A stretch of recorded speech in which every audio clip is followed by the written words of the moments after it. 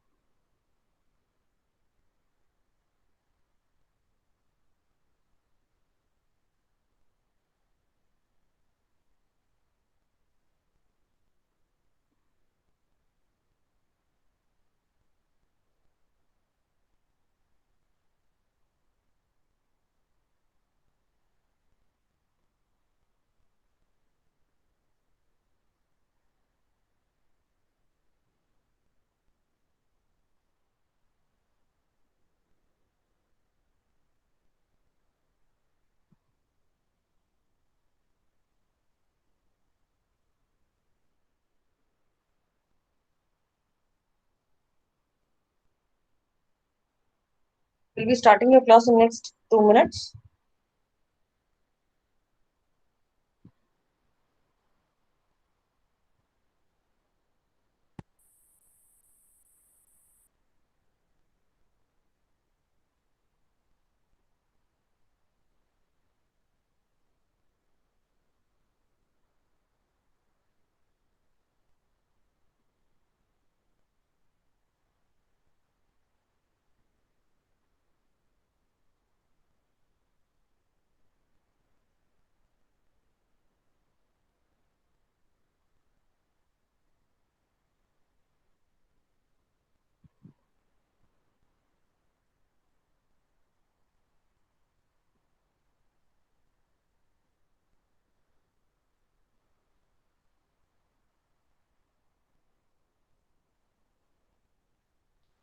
So by the time others are joining, let's have a review of what we have done, of where we stopped yesterday. So yesterday, when we stopped, we were at the implications. We were at the implications of Keynes' psychological law, and in this implications, we discussed about that how the Keynes law invalidates the law given by Say's, and what is the need of state intervention. That both the laws, that is the Keynes law and the Say's law, state that state intervention is not required as the economy is self-adjusting, but in fact it is important. Then we had a word about the crucial importance of investment. That is, the psychological law stresses on the vital points that even the Keynes law stresses that whatever a person is making, he's not spending the entire amount. So how can this underemployment, the problem of underemployment can be dealt in short run, and how can we it can be dealt in long run? So that is what we discussed yesterday in the crucial importance of investment. That as the consumption function is stable in the short run, the gap can only be managed with the help of increase in investment. Then we had a word about the existence of underemployment equilibrium, in which we referred the diagram of ADF and ASF, that there's always a difference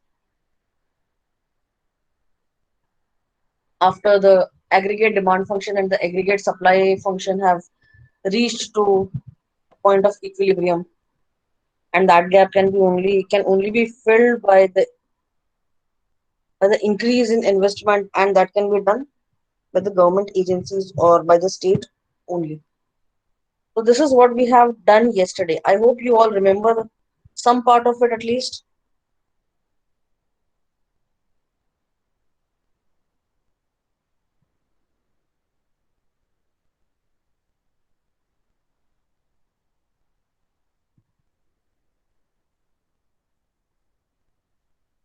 Whenever I ask a question, I expect a reply from someone at least.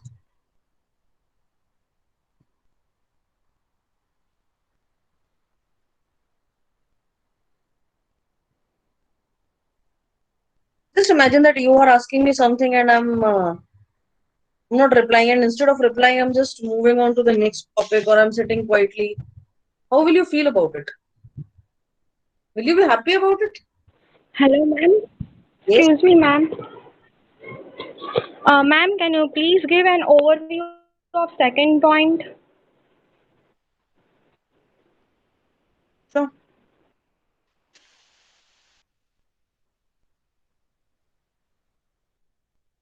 Okay, here was the need of state intervention. When we are talking about the need of state intervention, it is the role of government in the economy. Now, here the SAYS law was based on the existence of laissez-faire policy that the the economic system is self-adjusting. But with the law of Keynes, this was refuted that no, this is not possible. So, when the consumption does not increase to full employment or to full increment of income, there will always be general overproduction and mass unemployment. So, the necessity of state intervention will arise in order to avert these problems because both the psychological law of not the psychological law, but the Say's law said that there was a problem with state intervention. He used to believe in a capitalist economy in which the economy is free and it is self-adjusting. But the psychological law is also highlighting the fact that state intervention is somehow important in order to remove the mass employment and mass unemployment and overproduction problem. Is that okay, Dhruvi? Yes, ma'am. Thank you. See, when you are asking me, I am replying. But whenever a question is being posted from my side, I don't know what happens to the class. Generally, I don't tend to get replies from you. Either all of you are just switching it on, switching on the class, and then you start doing whatever you ought to do, which is not attending No, the ma'am. class, or you are not interested in giving a reply. There are only 4 to 5 people in every class who are replying. I've generally seen this number that people don't tend to reply. There are Yeah, ma'am. We are here. you prove that now that you people are there Yes, ma'am. because I'm not having Yes, any ma'am. of that other than your attendance. Yes, yeah, that is very much there. But I've seen this also, and you are adult enough. I don't have to tell you each and every time what is right for you, what is wrong for you. I can I can only give you मेरी guidance, nothing else. I can tell you कि बेटा ये जिस रास्ते पे चल रहे हो वो सही है या गलत है. But उस पे चलना नहीं चलना is your call. You're above 18 now. You're you're an adult even as per the law of India. Who am I to stop you from growing up?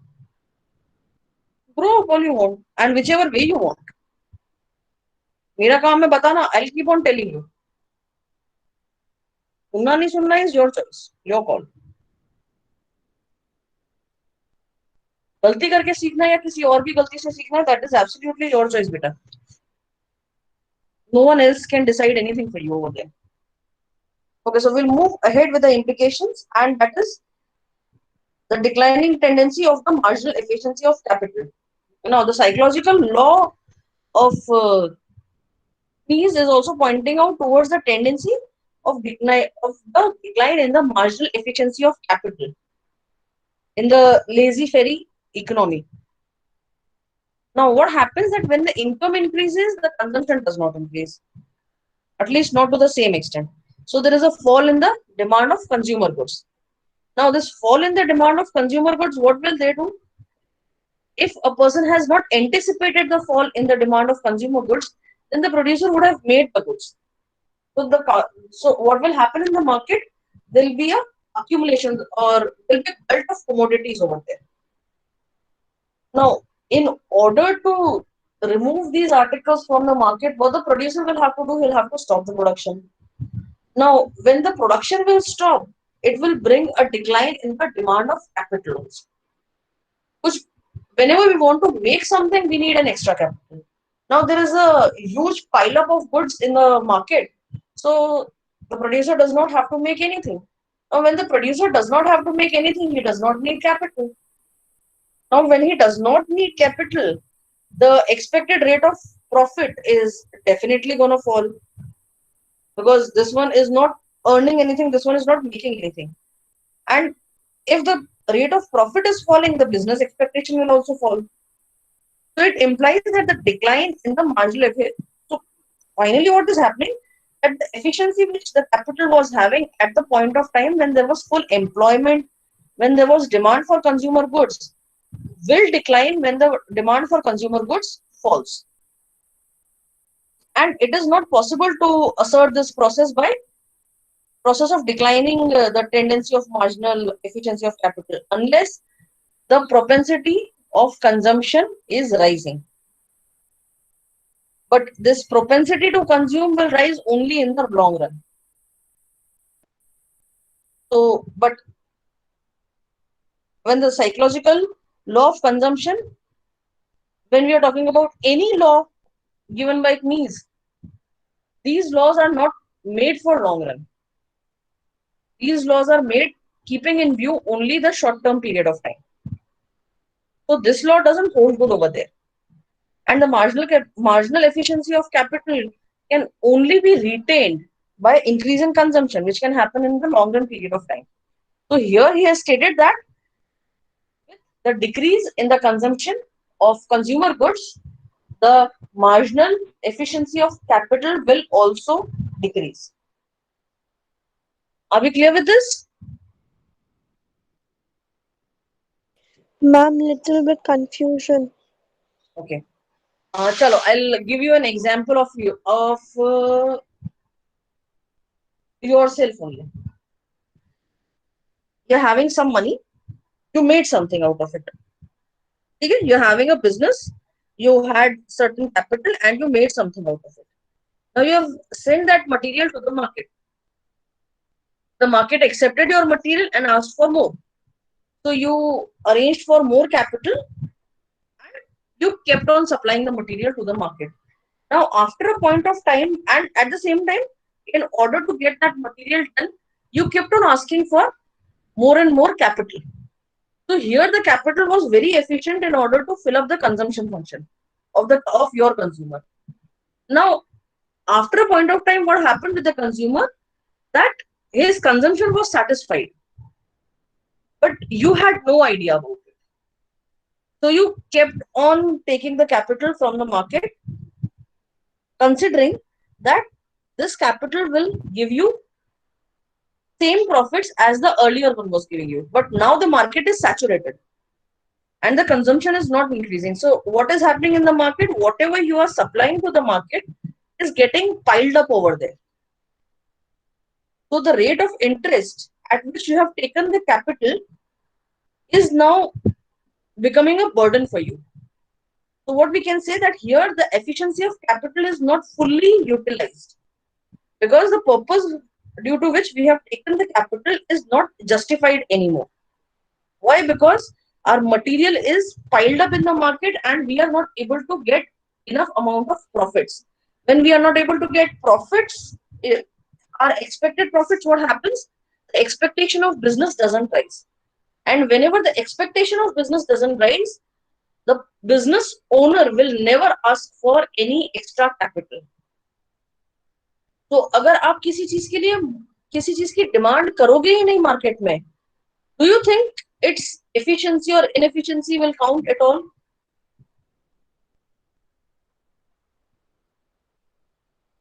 You have made enough goods, now they are there in the market and they're there in the market and you don't need to make any other goods. Will you be asking for any further capital?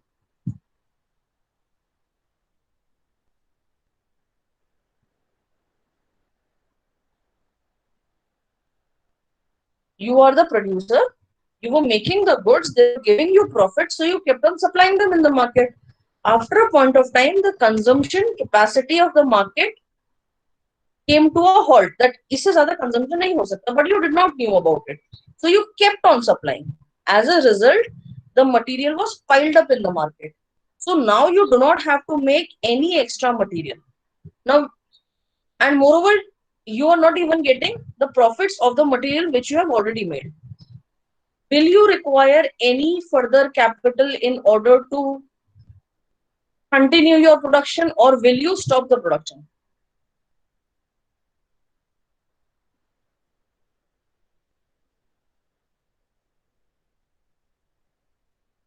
You stop the production. Okay, if you stop the production, will you need any extra capital?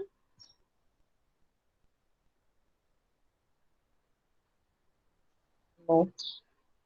Okay, when you'll not need any extra capital, then will the capital which is available in the market will have any sort of efficiency in your business?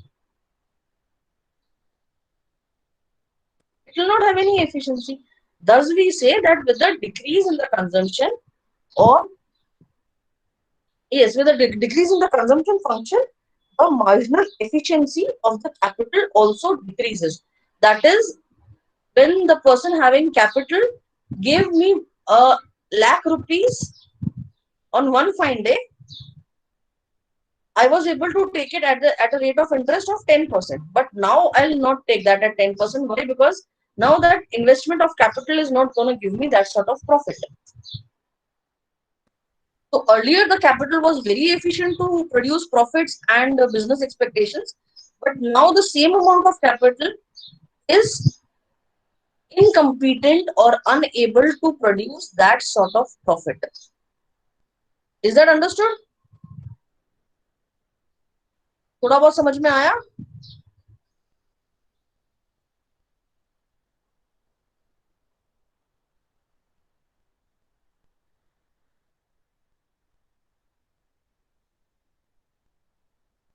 So we move ahead.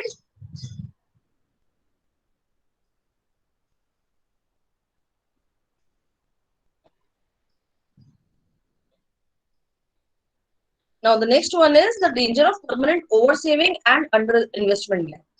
Now the Keynes psychological law points out that there is always a danger of oversaving and underinvestment in the capitalist economy. Why? Because as people become rich, the gap between their income and consumption keeps on increasing. We are already aware that the countries with higher income have lower marginal propensity to consume, and the countries with lower income have higher marginal propensity to consume. Do you remember that from our yesterday's lecture? Do you remember this part? Okay. So now the long run tendency to increase in savings and fall in investment is characterized as secular stagnation. What is secular stagnation? That the money is staying in one person's hand only. Now, when people are rich, their propensity to consume is low. When they are poor, their propensity to consume is high. Now, persons whose propensity to consume is low will save more money, and this implies that the low demand will be there, which will lead to decline in investment. Thus, there is a tendency of secular stagnation in the economy. A person who's having more money will spend less, will save more, but we are not sure whether the person will make the investment in the economy or not. So that doubt of over saving and under investment is always there. If investment is like putting the money into business or in the infrastructural development or something like that. And saving is that a person is having this amount in their own bank accounts. They are not putting up anywhere at all. So that can happen. Some of the times people even pile up money at their places. घर पे पैसे इकट्ठे कर लेते हैं.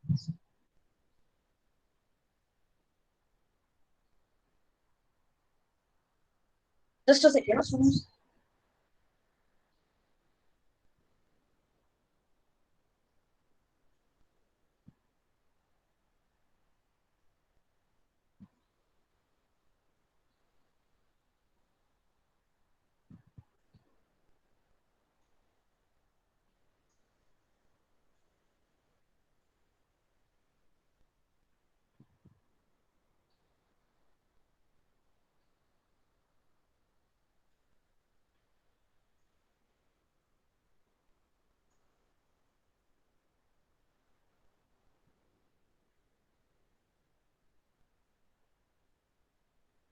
Okay, so what is wrong with someone? It's just give me a second. There's a person in your class who is, I don't think, is able to join the class. Let me see what problem is he facing. I'll be back in a second.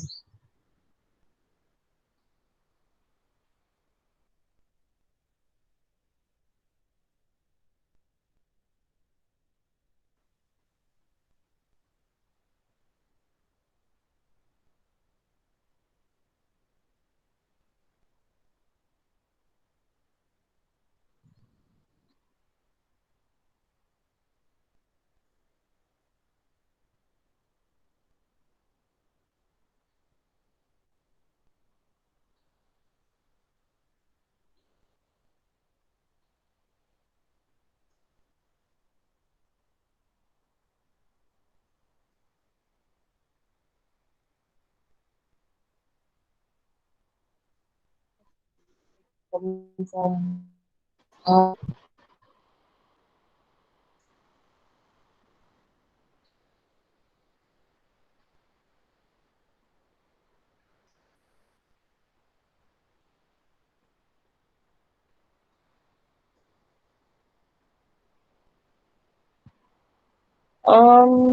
why is there this that Harsh Patel is putting up the attendance for Harsh Sanjelia?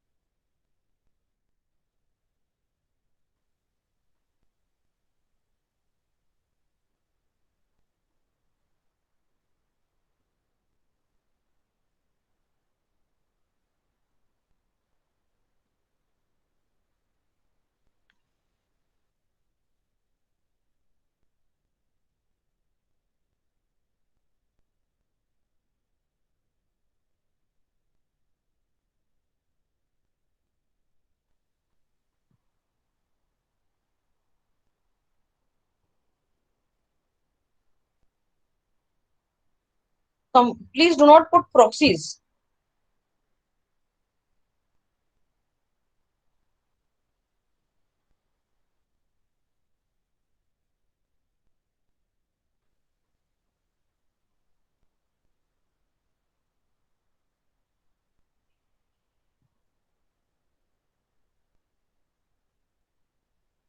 Calm. Okay, so we were talking about over savings and under investment gap. Now, whenever a person is having too much income,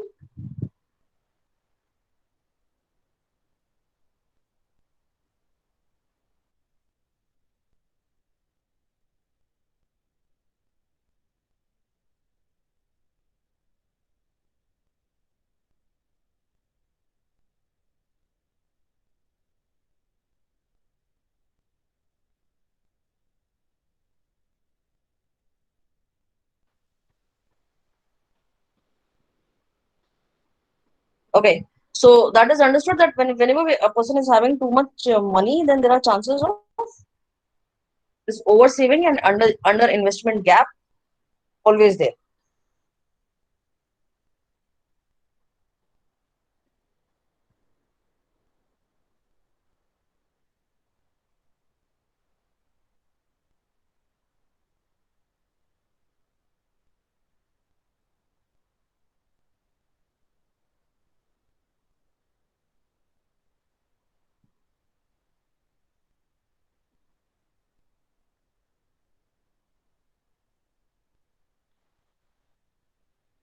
Okay, the unique nature of income propagation. Now, this is something which is related to the multipliers effect. The fact that the entire increased income is not spent on consumption explains the multipliers theory, or the process of income propagation. That is, which tells us that when an initial injection of investment is made in the economy, it leads to smaller increment of income, but it will increase as and when the injections of investment in the economy continues. Now, this is the smaller increment is because that people do not spend their full increment of income on consumption. No matter whatever increase a person is getting in their income, the entire amount, until and unless the income was very less, the entire amount is not going to be spent on consumption. In fact, the value of when we are talking about this multiplier effect, the value of this multiplier is derived from the marginal propensity to consume, because the calculation of multiplier is like 1 minus 1 divided by marginal propensity to consume. The higher the marginal propensity to consume, the higher will be the value of multiplier, and vice versa. The lower the marginal propensity to consume, the lower the value, the higher the marginal propensity to consume, the higher the value. Now, we'll try to understand this in detail when we are doing the multipliers effect. Till then, we can put this to rest and we can move ahead. The last 2 points, that is the income propagation and the business cycles. These are something which are just giving us a base for future studies. That is, here we are having the multipliers effect, which is again a part of further study of macroeconomics. And the next point, that is the explanation of turning points to business cycles. That is also a part of further units only. Now, here the law explains the turning point of a business cycle. Before the economy will reach its full employment level, the downturn starts. Why? Because people fail to spend the full increment of their income on consumption. We all know that the equilibrium level of aggregate demand function and aggregate supply function is reached before the level of full employment is there in the economy. So, if there is a downturn in the employment level before the full employment, then what will it lead? It will lead to the fall in demand, it will lead to the fall in employment, and it will lead to the decline in the marginal efficiency of capital. So this will, whenever there is a, whenever the person is not using the entire amount of their income on consumption, then some of the drawbacks which the economy has to suffer are fall in demand, overproduction, underemployment, and the decline in the marginal efficiency of capital. Are we clear with this 8 points? Yes, ma'am.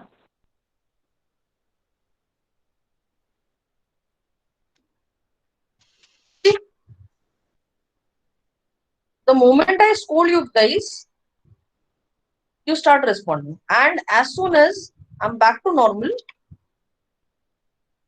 the same thing happens again. There will be 3 to 4 people who will keep on replying me. Other than that, everyone is out.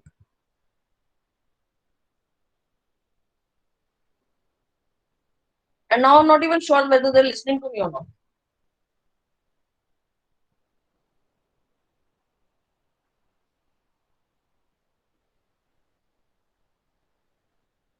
There's some people in this class who haven't ever mentioned anything in the chat box. Their existence is like alien existence. It's there, but we do not know about it. If you want that, then fine. Okay, problem. Okay, so next we'll move to autonomous investment and induced investment. Now, what is autonomous and what is induced? Can someone tell me? What does the word autonomous mean?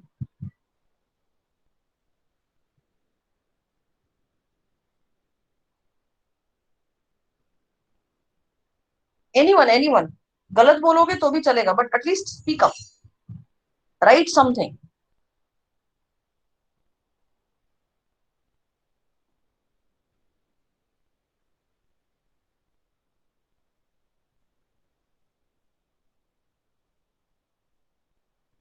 Ma'am, in autonomous investment, there is a weak.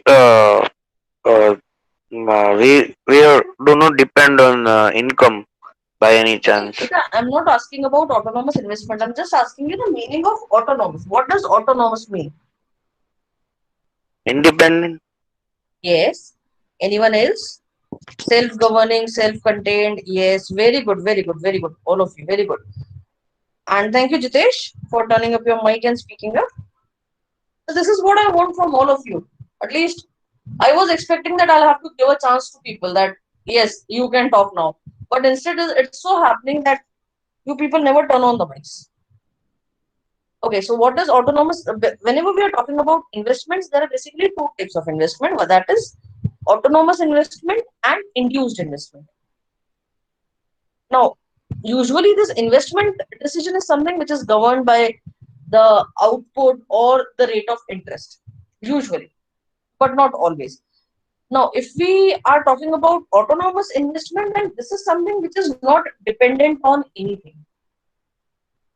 Autonomous investment is an investment which is not dependent on income, it is not dependent on output, it is not concerned with the rate of interest, and it is independent from any sort of change in the rate of interest or rate of profit.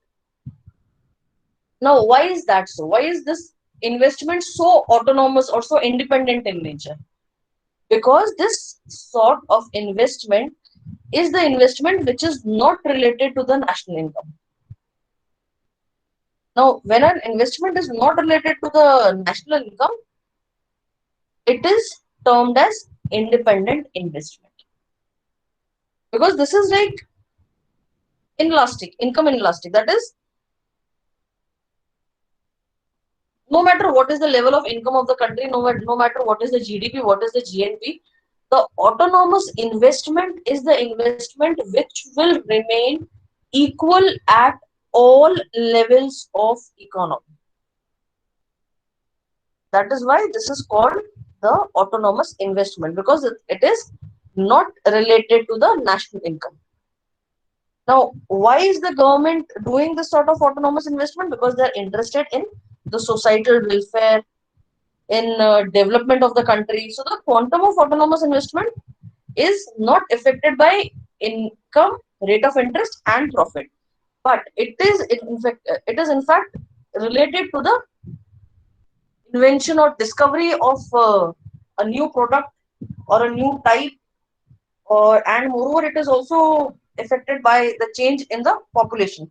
So basically, if there is something in the long run, the autonomous investment will be affected, but in the period of short run period of time, the autonomous investment will not be affected at all. Are we clear with autonomous investment? Ma'am, Yes, still ma'am. confused. Ma'am, Just a little moment. confused. Okay, yes, Jitesh, what do you want to say? Clear, ma'am. Clear. Okay, Nishi is not clear, so let's explain her once again. Peter, autonomous investment is the investment which is done by the government of the country. So this is the investment which is always safe because this is not making a part of national income. It is done by the government by itself, government itself. So it's not a part of national income. When something is not a part of national income, it will not be affected by income or rate of interest or any sort of profit. So that sort of investment can be termed as free from all foundation, and hence it is called autonomous investment. But we cannot say that this investment is not affected by anything at all. This investment is affected when there is a new invention of the goods in the market or there is an increase in population. Now, both these things will happen only in the long term period of time. You cannot increase the population tomorrow, can you? Being an economist, can we think that tomorrow the population will increase by double?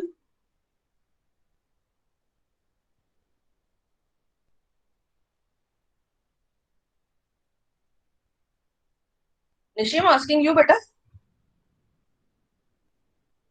Being a normal individual, can we think that today the country's population is 1 crore and tomorrow it will be 2 crores? Nahin na? Hence, hence we say that the autonomous investment is something which is affected only in the long term period of time, because achanak se population cannot rise. No matter what the condition is, tomorrow, today it is 1 crore and tomorrow it will not be 2 crores. And at the same time, no invention or discovery is being done in a day's time. So we can easily say that autonomous investment is something which is affected only in the long term period of time and not in the short term. अब ठीक है, अब समझ में आ गया बच्चे? Yeah, ma'am, it's clear. Thank you. Okay. Here we are having this graph of your autonomous income. As I've already told you that it will increase only in the long term period of time. No matter how much the income is increasing, the investment is same. There is a straight line going from point A. The income is rising from OY0 to OY1, but the investment is not rising at all. It is neutral. जो चाहे वो income के साथ investment को बिल्कुल नहीं पड़े, वो सीधा सीधा चला जा रहा है हाथी की जैसे, है कि नहीं? The line is going straight parallel to the income line. So there is an increase in income, but we cannot see any effect of that increase or decrease in income on the investment at all. That is why we say that autonomous investment is something which is neutral to the change in rate of interest, income, or profits. Clear? Ma'am, Yes. where they invest money? Interest money? No, where they invest money? They'll invest money in in the society's benefit, in industrial infrastructure. They'll invest money in order to make the standard of living of people equal. Like right now, we are having this bank accounts. N number of bank accounts are there in the Jan Dhan Yojana. They'll become a part of autonomous investment. They are not related to income. They are not related to expenditure. They are not related to anything. उन accounts के लिए उतना investment किया ही जाएगा irrespective to any situation. अगर government ने decide किया है that these accounts should have 500 rupees per month, so they'll have 500 rupees per month. We are not interested in the rate of profit or interest or anything. Am I clear, Samit? Yes, ma'am. Okay. Anyone else is having any doubt? Ma'am, did they invest in the NGOs and that of thing? But the investment which is being done by NGO is considered as the part of national income. So no, the investments done by NGO are not taken as autonomous investments, because their profits or their income is considered in national income. But whenever such investment is done by the state or the government, they are not included in the national income. Hence, they can be they can be taken as autonomous investment. Like they must be having you must have donated some money. I'm expecting everyone has donated some money last year at the time of COVID relief. Which this money was not taken as as an income of government. This was taken as this was shaped in the form of autonomous investment, because that money was transferred to the public directly. The government is not getting any benefits out of it. So the money is not affecting income, it is not affecting expenditure, it is not affecting any rate of interest. किसी चीज पे कोई effect नहीं आया. Hello, ma'am. Yes, Ma'am, it means the investment done for the society is called autonomous. by the government Okay. only for the long term period of time. तो ma'am वो interest नहीं लेते? Pardon me? इंटरेस्ट नहीं लेते? बेटा government interest नहीं लेती. Okay.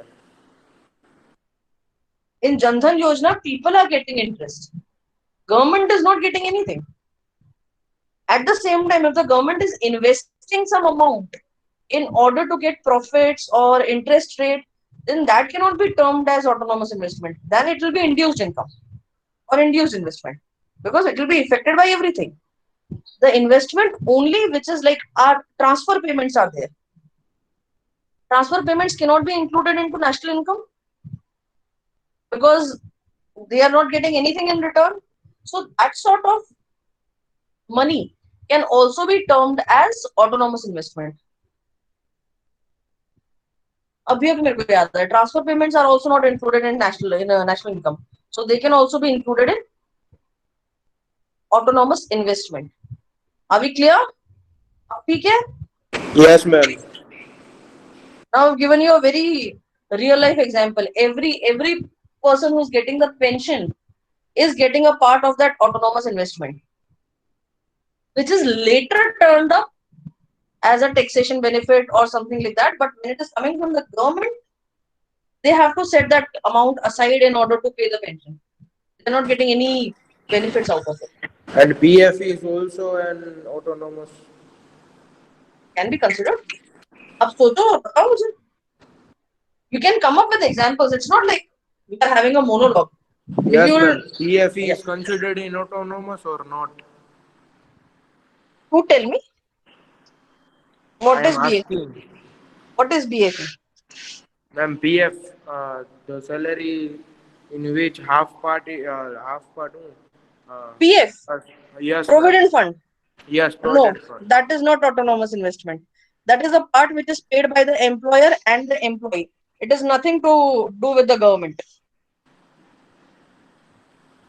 Okay, ma'am. And we are also paying taxes on PF.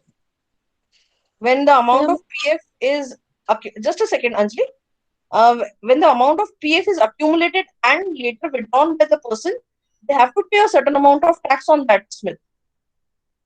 So it cannot be considered as autonomous investment because nothing is done by the government over here. It's just the contract between the employee and the employer. Yes, Anjali.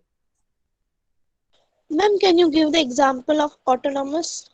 Any one I just example? gave you, no, the pension that is being paid to the people of a certain age after their work has deemed to exist.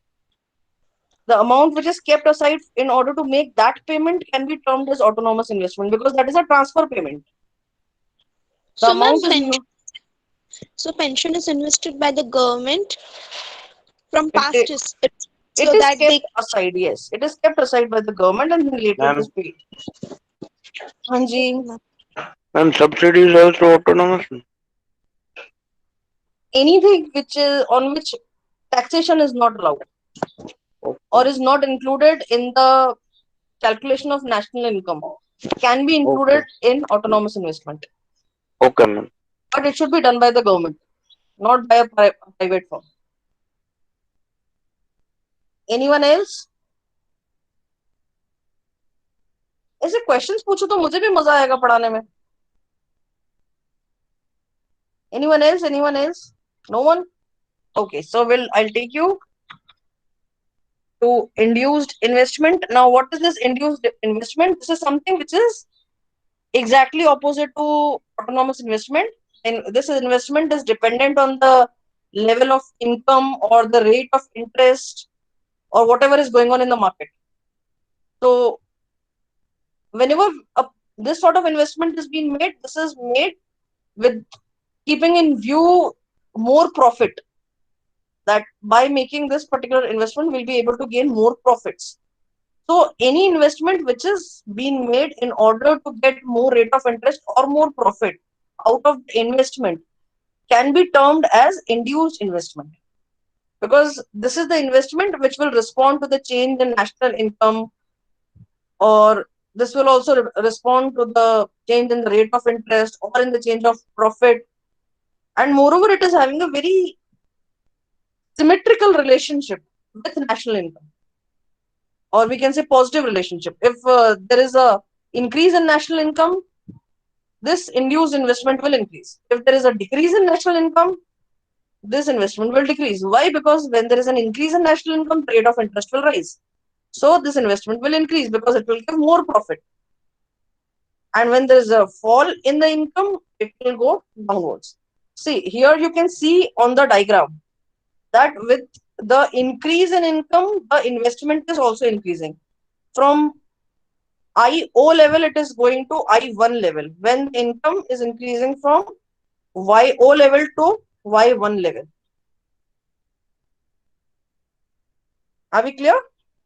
So this is the investment that is income elastic in nature, whereas autonomous investment is income inelastic in nature. उसको कोई फर्क नहीं पड़ता किसी चीज से, इसे पड़ता है. मैम वाई और वाई वन नहीं समझना है.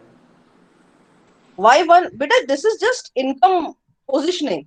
YO was the initial income that a person was getting, and with the increase in their income, this is just depicting the increase. And along with this increase, there is an increase in investment also. Now we can say bande ki income increase hoti hai, banda ya bandi, whatever. When a person's income is increasing, they'll not use the entire income into consumption, and some part will be saved. That part can further be invested because you can get better benefits out of it. So this can be a resultant effect of that too. If you'll try to connect if you will try to cross all T's and dot all I's, you'll be able to see that everything is connected to one another. It is making a big villa out of it and not small huts. Even the psychological law is connected over here. The marginal propensity to consume and the marginal propensity to save. Banda sab kuch consume nahi karta, they save something. That saving can further go into investment.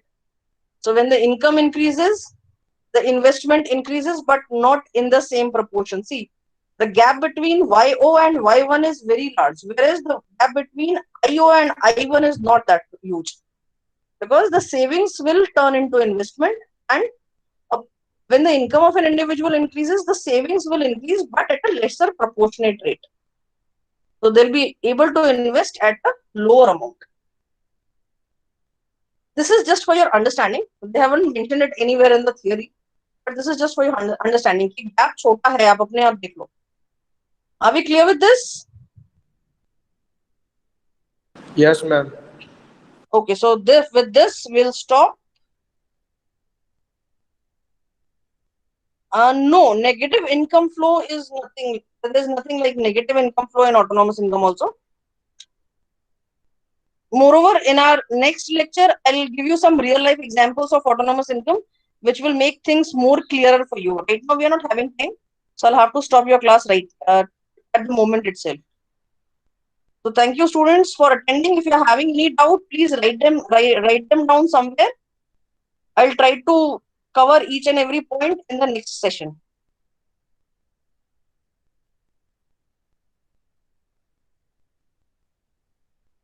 If there is anyone who haven't made the attendance entry, they are requested to please make that and go.